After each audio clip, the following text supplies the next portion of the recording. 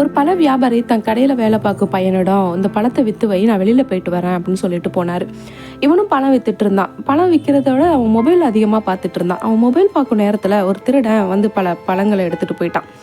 இவன் பழம் இல்லாத தான் முதலாளிகிட்ட சொன்னான், இது மாதிரி மிஸ் ஆகிட்டு அப்படின்னு. அவர் ரொம்ப கோவப்பட்டு, இந்த மாதிரி பண்ணிட்டு இருந்தேன்னா வேலையை விட்டு எடுத்துருவேன் அப்படின்னு சொல்லிட்டு போனார்.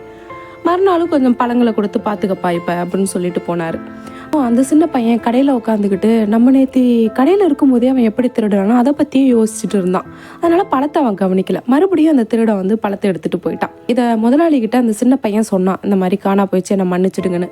அதுக்கு அந்த முதலாளி, நீ பழம் திருடுற வரைக்கும் என்ன பண்ணிக்கிட்டு இருந்த அப்படின்னு.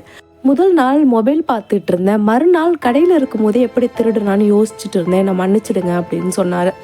அதுக்கு அந்த முதலாளி, இங்கே பாரு தம்பி, எந்த ஒரு வேலை செஞ்சாலும் முழு கவனத்தோடு செய்யணும். பாதி வேலையிலையும் பாதி தேவையற்ற விஷயத்துலையும் கவனம் செலுத்தினா நஷ்டம் நமக்கு தான்ப்பா அப்படின்னு சொன்னார். கதை பிடிச்ச